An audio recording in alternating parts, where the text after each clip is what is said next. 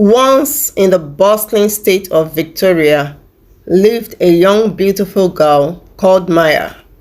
She had just gotten scholarship to the prestigious Zest High School. Zest High was a prestigious school, popularly known for its elite students and luxurious facilities. Maya came from a humble background. Her mother, Mrs. Andrews, works tirelessly to make ends meet. Despite Mrs. Andrews' struggles as a single mom, she always encourages her daughter Maya to pursue her dreams. Maya's mother, Mrs. Andrews, works night shift in a soap factory while selling fruits and vegetables in the market during the day. Having lost her husband, Mr. Andrews, when her daughter was still an infant, Mrs. Andrews dedicated her life to raising her daughter to live her dreams. On her first day at Zest High, Maya walked into the grand hall of the school, feeling both excited and nervous. The other students, who were dressed in designers' clothes and carrying the latest gadgets, stared at her with curiosity and disdain. Maya's simple attire made her stand out. Back in the after school, Maya would stay in her mother's little store helping out with the sales. It took only the first term examination result to come out before Maya's intelligence shone through. She excelled in all her subjects, topping the class. However, her success did not sit well with some of the rich kids. One day, during break, a group of girls cornered Maya and said, "Look at her, thinking she's better than us just because she's smart." They knocked her one-eyed bag to the floor, laughing as Maya scrambled to pick it up. "You think you are better than us, but you are just a pig, a dirty pig," they said. Maya felt tears welling up her eyes, but she refused to cry. She stood up, dusted her clothes. She stood up to them and said, pointing her trembling hands at them, "I may not have the clothes and shoes you have, but I have something more valuable, determination and a dream. You may try to bring me down, but I won't give up." Her words echoed through the cafeteria, and for a moment there was silence before Sandra finally spoke up. "You have a determination and a dream, Miss Dreamer, but we have the money and connections. Let's see how this turns out," she smirked. "One day, I'll be the governor's wife and I'll track you down wherever you work, and you will simply be sacked from your job," she threatened. Maya knew that her threats were not empty, as Sandra's father is a prominent man in the politics and controls who wins what in the state's political arena. The girls, Kelechi and Uche, teamed up with Sandra, who is who in Zest High School. Years went by and the girls were soon in their finals, with Maya still taking the top position in her class. "Let's see if your smartness can change your fortunes," Sandra and her friends said as they prepared to take their final examination. I have already secured admission at the University of Aberdeen, and that is where my would-be husband is currently schooling. Once we are done, we will come back and take over the gubernatorial office, and I shall be the first lady of the state of Victoria, boasted Sandra. For you, I'm sure you will be at one of the filling stations as a pump attendant. Sandra smirked. Well, I can't be ashamed of doing any honest work, replied Maya, still refusing to be intimidated. Things grew from bad to worse. In the months that followed, one day after school, Maya went straight to the market square where her mother sold fruits and vegetables after she was back from her night duty at the soap factory. Madam Andrews, you may go home now and take some rest, Maya said teasingly after greeting her mother.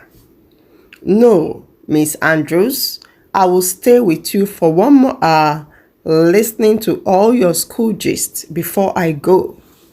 So, tell me, what happened today in school? She asked. Nothing much, mother. The spoiled girls and their threats. Her mother shifted her chair closer as she listened to her daughter telling the story of her day in school. Just as they talked, the girls passed by, laughing at both Maya and her mother. Poor vegetable sellers. A wannabe. She's so out of place in that school, they said. Let's wait for the day of graduation. That's the day we will really show her how influential we are. My father is going to come with a fleet of 7 escort cars, and even the current governor of the state of Victoria is coming to grace the occasion, along with his son, the next governor, my would-be husband. He is coming all the way from the UK just to grace my graduation. On the day of graduation, the auditorium was filled with excitement and anticipation as the graduation ceremony of Zest High School commenced, with Chief and Mrs. Wilberforce, Sandra's parents, sitting as the chairman of the occasion. Other members of the high table were introduced, including the incumbent governor and his entourage. Then came Maya's mother, wearing her single one-piece wrapper and a simple old blouse. She entered the auditorium and sat quietly at the back seat, just behind the graduating students. Sandra and her friends looked at her first from her head to toe, and then again from her toe to her head. Maya sat next to them as she noticed Sandra and her friends whispering and pointing at her mother, who sat proudly in front of them. She overheard snippets of cruel remarks. Look at her clothes, Uche sneered. She looks so out of place here. Her scarf is too old and her bag is too poor, they scoffed as they busted out laughing. Her blouse even sags, Sandra added as they continued in their laughing spree. Maya felt a pang of anger and sadness. She thought of her mother, Mrs. Andrews, who was widowed when she was yet an infant, how she had chosen to remain single and sacrifice everything to ensure that she received the best of education. She worked multiple night shifts and yet sold her fruit and vegetables to ensure that the house rent is paid for, their utility bills, and her provision for school is promptly provided. At her basics, she even paid for her extra private tutors who prepared her for the scholarship examination which she passed. Yes, her mother is the reason she's in Zest High. No child from their neighborhood ever went to such a prestigious school for the rich and mighty except for Maya. Madam Andrews, as she fondly calls her, believes in her daughter's dreams. And for her, this is her day to let the whole world know who really is her hero. She took a deep breath and focused on the task ahead. Maya, as the head girl, is to take the valedictory speech, and it was time. She walked to the podium with her head held high. The room felt silent as she began to speak. Good evening, esteemed parents, teachers, and fellow graduates. Today is a day of celebration, a day to honor our hard work and achievements. But for me, it's also a day to acknowledge the person who made all this possible, my mother. Maya paused, her eyes scanning the audience until they found her mother's tear-filled gaze. My mother, Mrs. Andrews, is the strongest person I know. She worked tirelessly, often sacrificing her own needs to ensure I had every opportunity to succeed. She may not wear designer's clothes or drive a fancy car, but she has given me something far valuable: unconditional love and unwavering support for my dreams. The room was silent. The mocking whispers replaced with a sense of respect and admiration. Maya continued, her voice steady and filled with pride.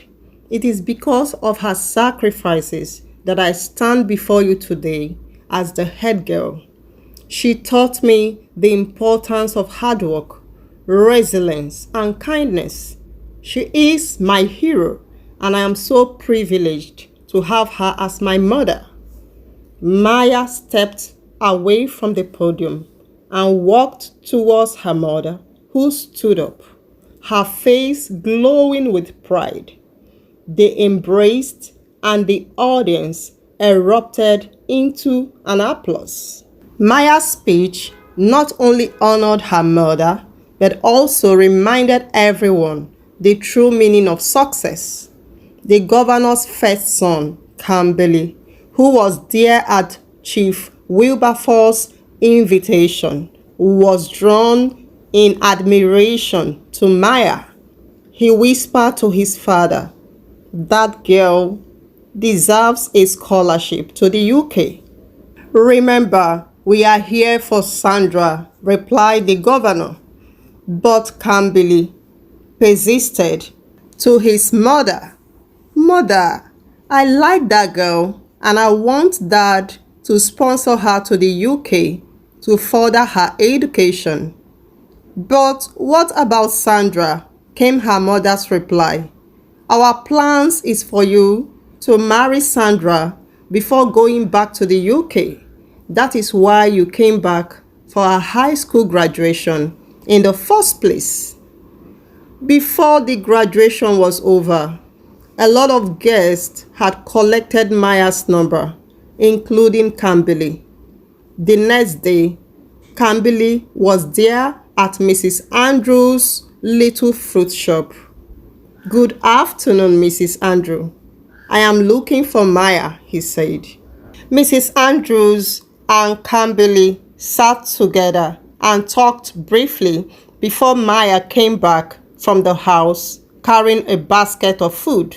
She had gone to the house to prepare lunch for both herself and her mother. "What a beautiful daughter you have here," said Kambili, as soon as Maya took her seat. "And she is so intelligent too. Here is the scholarship form. Let her fill it. I'm going to secure her a scholarship to further her studies at the UK," he said. Maya and her mother were excited beyond words. Kambili had told her mother of his admiration for Maya. "I will want to settle down with that kind of girl," he said. "She is full of wisdom and virtue. I mean, what will I be doing with Sandra, who talks like a parrot and have no regard for anyone?" he said. "But marrying Sandra has been our game plan," she said. "Her father is your father's political godfather. We need their family ties and connection to solidify our political and business connections," Kambili's mother explained. "Do you mean to say you'd exchange my happiness for the family's political ambition?" asked Kambili. At this, Kambili's mother, knowing that his son is in love and would go to any extent, went to his father.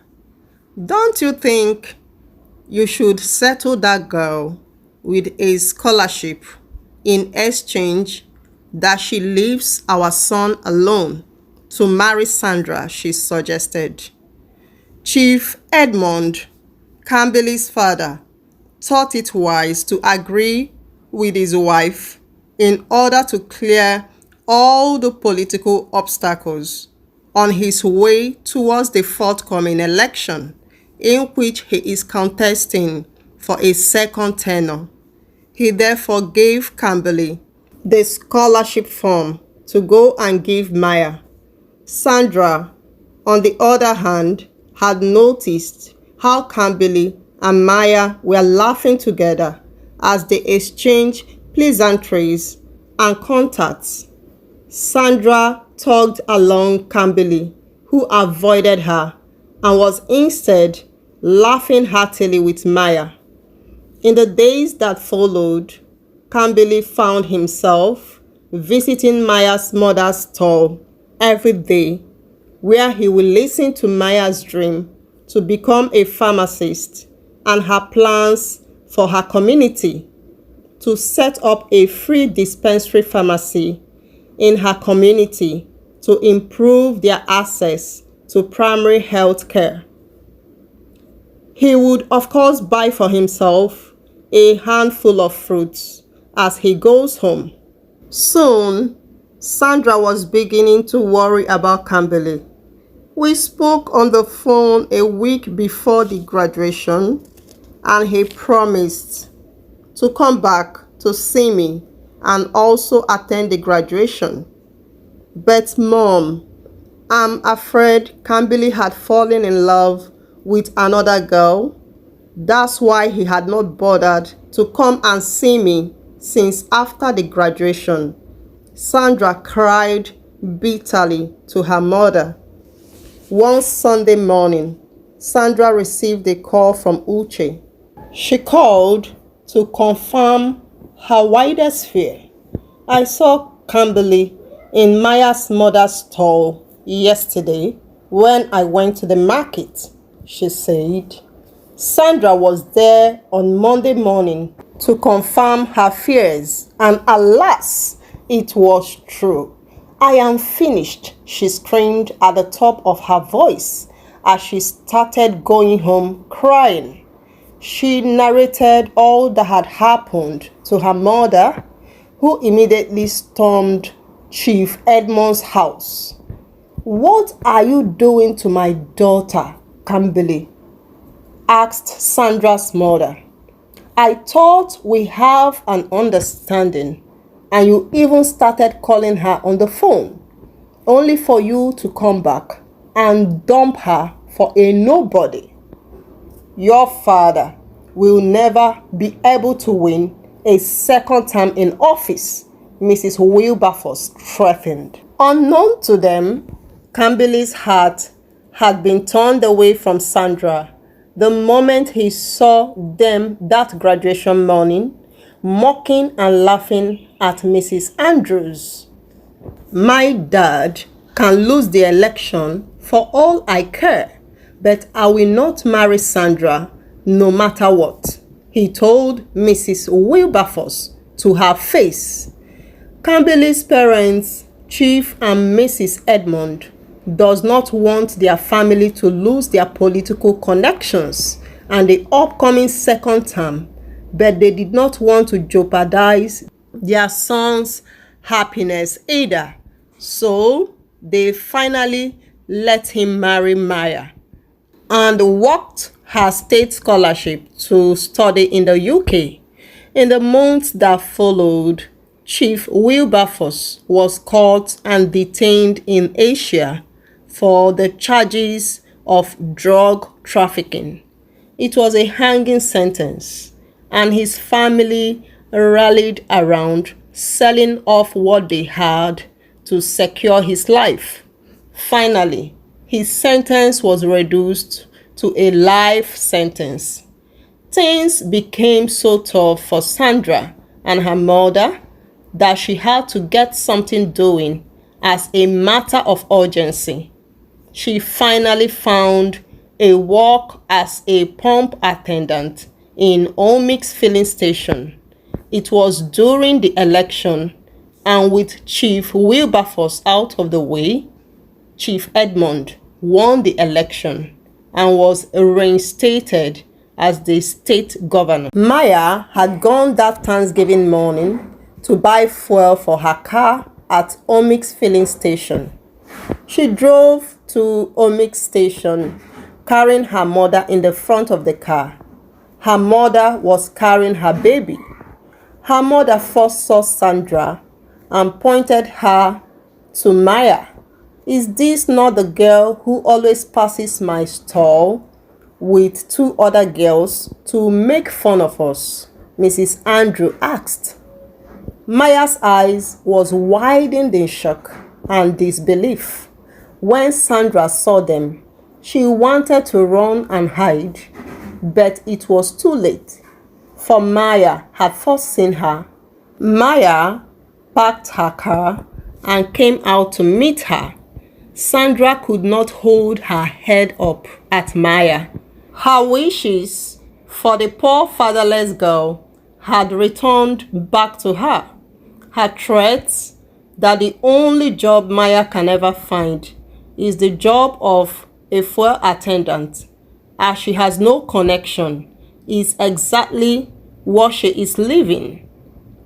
Maya compassionately listened to her apologies before she brought out her checkbook and wrote a large sum for her.